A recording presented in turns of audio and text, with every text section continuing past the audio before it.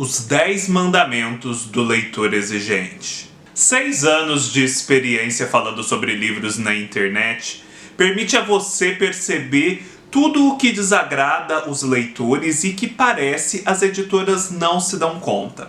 Por isso eu decidi fazer esse vídeo como um guia para que as editoras saibam como agradar o seu público. Tenho certeza de que muitos de vocês vão se identificar com estes que eu considero os 10 mandamentos, aquilo que não pode falhar num livro, sob pena de o leitor ficar insatisfeito, reclamar da editora e, às vezes, sequer comprar um livro que, de outro modo, ele gostaria de ler. Primeiro mandamento: páginas brancas. Não há motivos para que um livro tenha páginas brancas.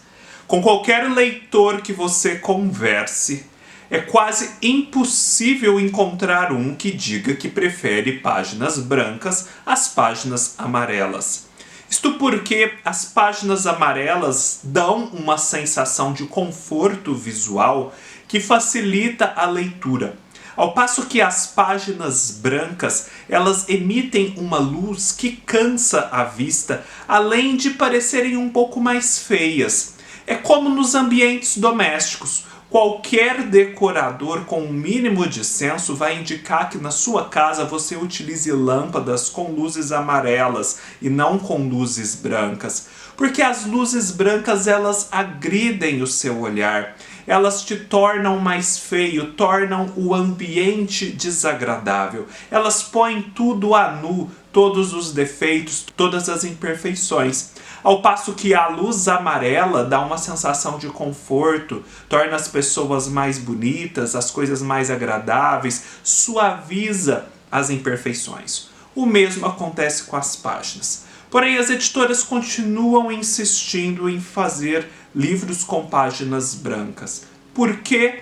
Não sabemos. Isso se torna mais grave quando se trata da publicação das obras completas de um escritor e de quando a editora está fazendo isso recentemente, ou seja, não são edições antigas, mas ela está produzindo atualmente toda uma coleção com páginas brancas. Não foi uma, não foram duas, não foram 3 pessoas com as quais eu já conversei e que parecem não vão comprar, por exemplo, um livro dessas coleções porque tem páginas brancas. Preferirão ir a sebos e comprar edições antigas porque tem páginas amarelas. Um exemplo: Menino de Engenho, do José Lins do Rego.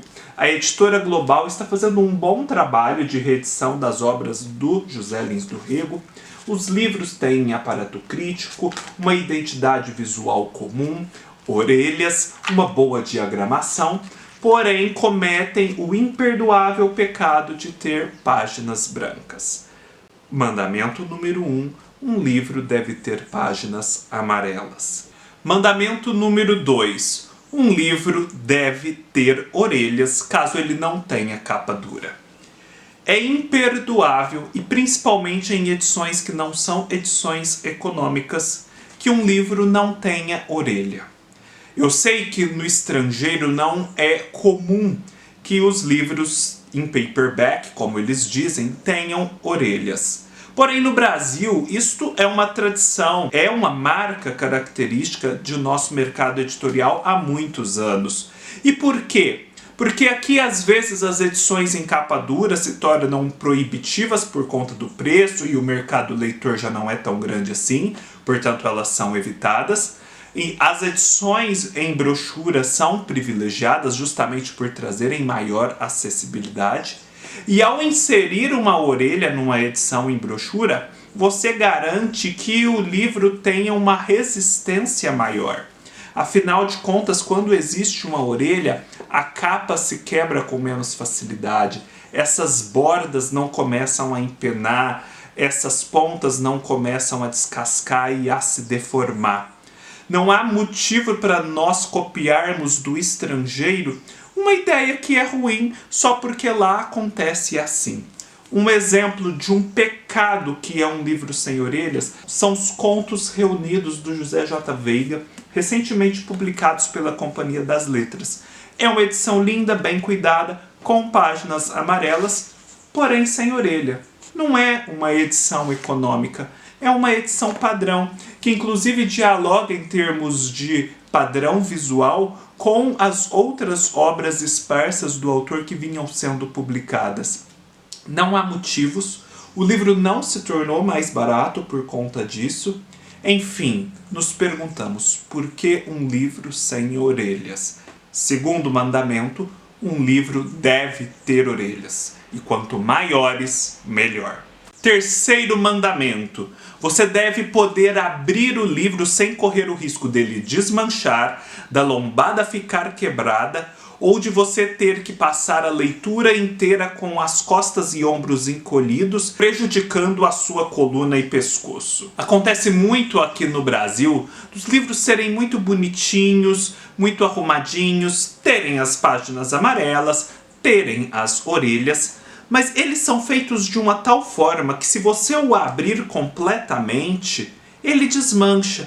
Você tem que ficar lendo meio tenso, tomando o cuidado para ele não abrir demais e assim não sair prejudicado e se tornar depois uma edição imprestável. Eu vou dar para vocês um exemplo. Este livro aqui, Graça Infinita, do David Foster Wallace, é um livro lindo. Ele foi projetado para ser um livro até objeto que pode decorar uma mesa de centro, por exemplo.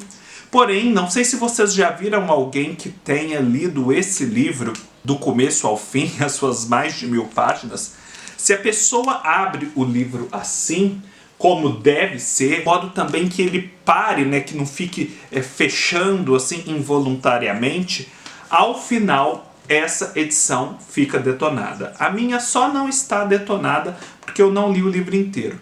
Mas as poucas 100 páginas que eu li já foram suficientes para dar uma pequena abaulada nele. Um exemplo bom de um livro que você consegue abrir, ele para na posição em que você abre e depois você consegue até escrever em volta, sem no final a edição se tornar imprestável, são essas edições da Antofágica. Vejam só, o livro para, você não precisa ficar segurando de forma tensa, no final você fecha e está tudo ok. Outra editora que eu sei que tem um cuidado, que usa uma tecnologia que permite que mesmo num livro brochura você consiga abri-lo completamente. Aqui não fica tão parado, mas pelo menos você consegue abrir sem rachar a lombada, é a editora Todavia. Os livros da Todavia são projetados para você poder fazer isso aqui, ó, dobrar dessa forma, poder ler como se fosse uma revista e a lombada continua intacta mesmo assim.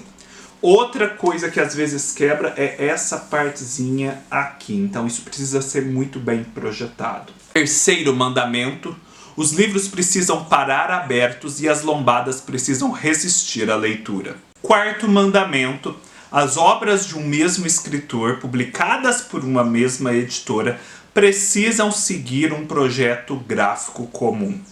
Não há justificativa para que uma editora se proponha a publicar as obras completas de um escritor, principalmente dos grandes escritores da literatura mundial e brasileira, e comece para cada livro fazer um projeto gráfico diferente, fazer um formato diferente, um miolo com diagramação diferente, e você não consegue montar uma coleção. As editoras precisam compreender que os leitores valorizam muito a coleção de livros, principalmente os bibliófilos, como nós que estamos aqui no universo do Booktube, que consumimos muitos livros. Nós queremos ter todos os livros da coleção. Nós queremos comprá-los. As editoras, suponho eu, desejam vender os livros. Porém, quando começa essa de cada livro ser completamente diferente do outro, perde a graça de você fazer a coleção e você provavelmente deixa de comprar os títulos. Um exemplo disso, a obra do Manuel Bandeira, e poderia também mencionar a da Cecília Meirelles, publicadas pela editora Global. Mais uma vez, a editora Global dando umas derrapadas.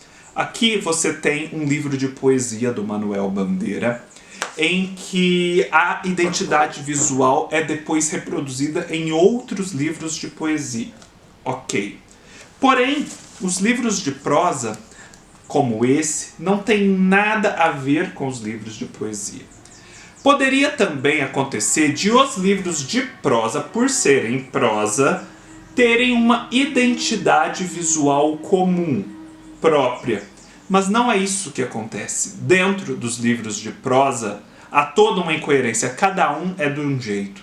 Então aqui a coisa se torna ainda pior, porque você tem de um lado os livros de poesia que seguem um projeto comum, e depois de outro lado os livros de prosa que são cada um de um jeito. Quarto mandamento: as obras completas de um escritor precisam ter uma mesma identidade visual. Quinto mandamento: não façam livros com capas de filme, ou se fizerem, façam apenas uma jacket. Isso acontece a rodo no mercado editorial brasileiro, porque o mercado editorial brasileiro é muito pautado pelo que está acontecendo no mundo audiovisual. Filmes e séries que surjam motivam uma publicação de livros, ou que livros já publicados tenham novas tiragens e sejam colocados em destaque nas livrarias.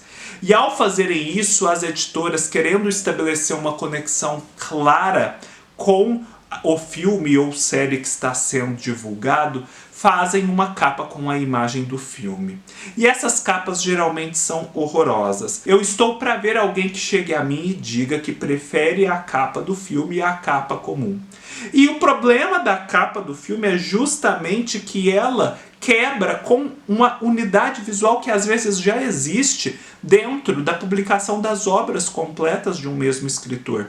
Você tem todas elas seguindo o mesmo padrãozinho, bonitas na estante como uma coleção, e de repente soltam essa capa do filme, a outra capa, a padrão, some, e quem chegou tarde não consegue formar a coleção. O que custa, em vez de produzir toda uma nova tiragem com capas diferentes, simplesmente mandar imprimir jackets com a capa do livro, atrair assim as pessoas que vão se interessar pelo livro por conta do filme, mas manter embaixo a capa original. Assim você atende dois públicos, não prejudica a coleção e fica tudo certo. Quinto mandamento: não fazer livros com capa de filme, e se fizer, fazer apenas com jacket. Sexto mandamento: fazer edições econômicas em vez de reimprimir as edições padrão das obras de um escritor. Mais uma vez entramos aqui na questão da coleção e da identidade visual. Editoras, saibam, os leitores geralmente, principalmente os que compram muitos livros, que compram os livros de escritores cujas obras completas são publicadas, são leitores com instinto de coleção e com percepção para a unidade. Se você tem as obras completas de um escritor, de repente um dos títulos que está numa edição padrão, com identidade visual comum, esgota, e em vez de você reimprimi-la, você faz uma edição econômica, quem for tentar fazer a coleção no futuro vai se sentir desestimulado e vai ficar frustrado com aquilo. Mais uma vez, é uma reprodução do que se repete no estrangeiro, em que eles têm um ciclo. Primeiro lançam o livro em capa dura, depois o livro em brochura e por fim uma edição econômica baratinha dessas de banca de jornal. Só que o mercado editorial deles é diferente. Aqui muitas vezes os livros nem são lançados em capa dura. O nosso padrão é o livro em brochura com um bom papel e uma boa orelha para sustentar a capa. Então, por que, em vez de fazer uma edição econômica, não reimprimir a edição padrão? Ou melhor, se você quer fazer a edição econômica para talvez alcançar um público que não está interessado na coleção, por que deixar de reimprimir a edição padrão e assim motivar os colecionadores a continuar formando suas coleções? Um exemplo arquetípico dessa situação acontece com o Érico Veríssimo e o seu livro clássico, Incidente em Antares. Eu mesmo li Incidente em Antares na minha adolescência, numa edição da biblioteca da minha cidade. Tenho muita vontade de ler novamente, mas fico sempre adiando essa releitura no aguardo de uma reimpressão da edição padrão da Companhia das Letras, de modo que depois eu possa formar toda a coleção dos livros do Érico Veríssimo, porque, enfim, eu monto uma coleção de literatura brasileira.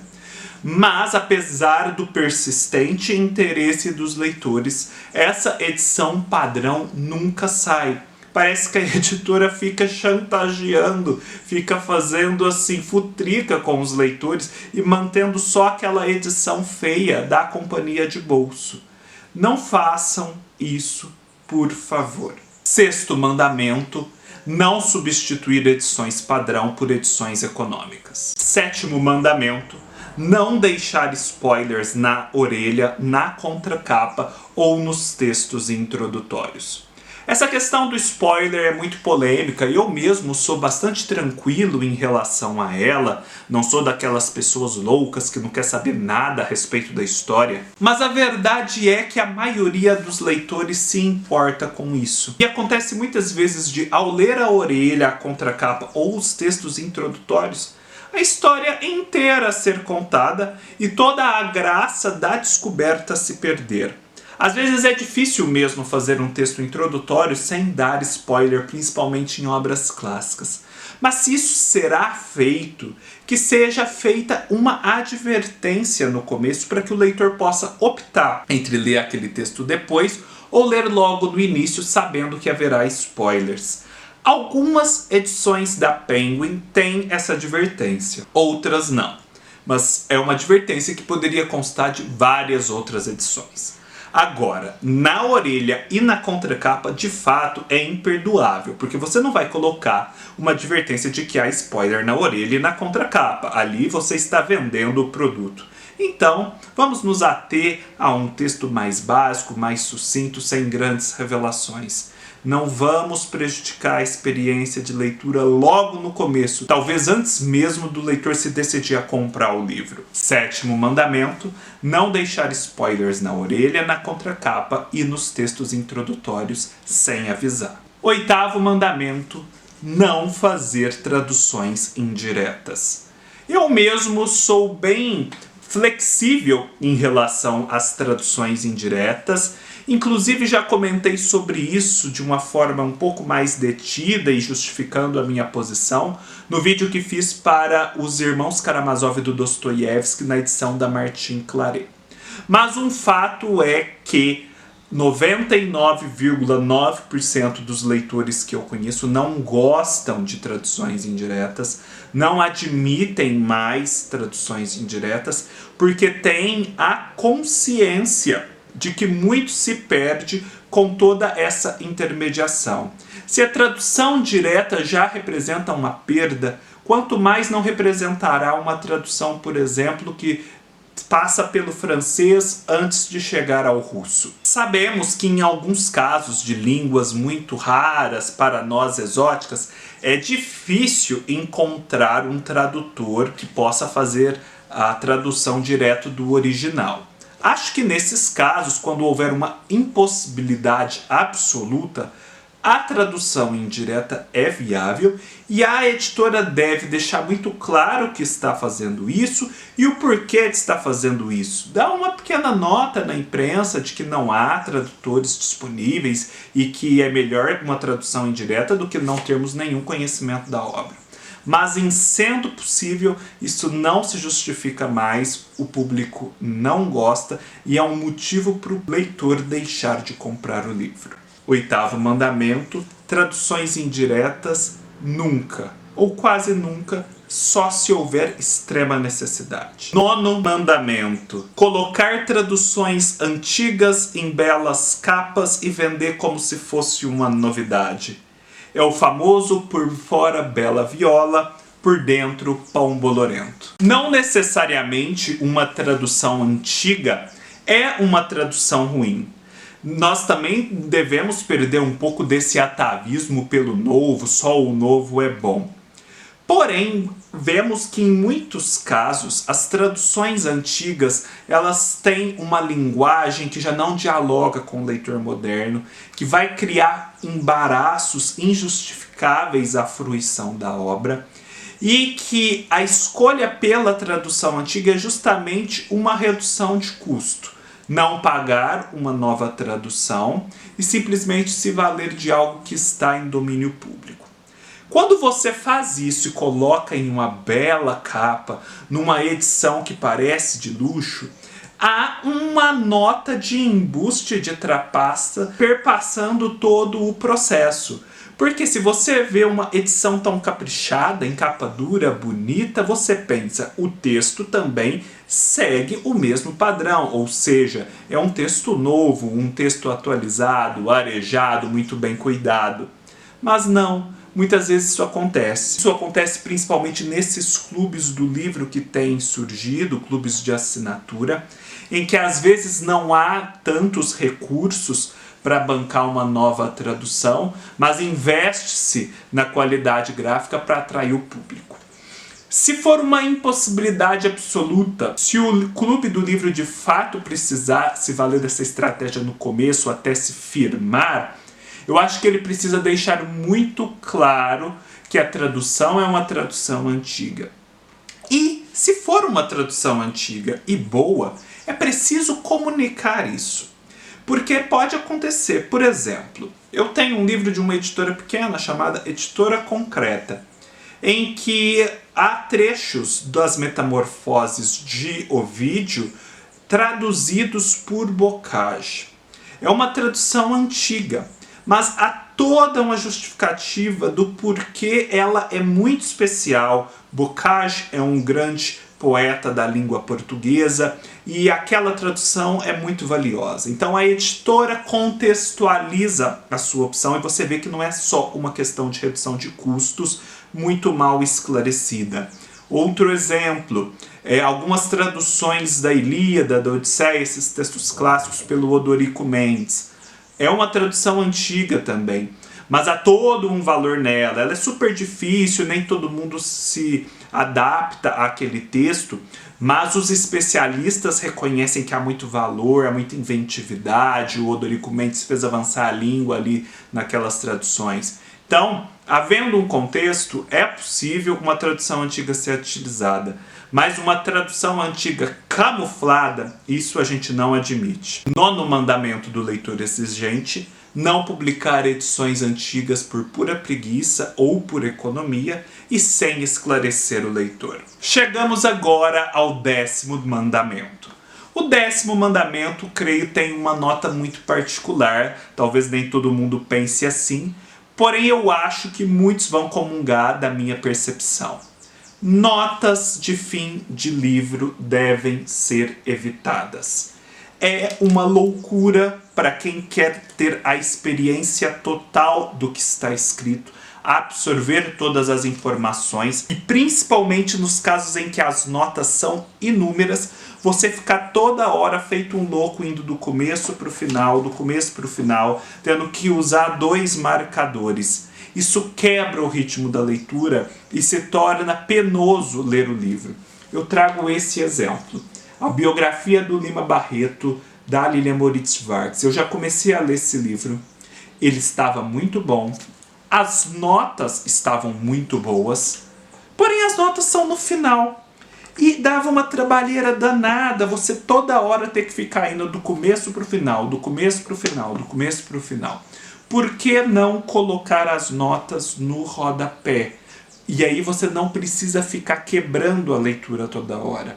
A nota por si só já é uma quebra na leitura, mas ela no fim do livro é uma quebra ainda pior. É uma questão difícil essa das notas, porque colocá-las no texto também polui o texto. Mas em se decidindo que o texto precisa de notas, eu ainda acho que é melhor que elas estejam no corpo do texto do que no final, para evitar essa loucura aí do leitor indo do começo para o fim toda hora.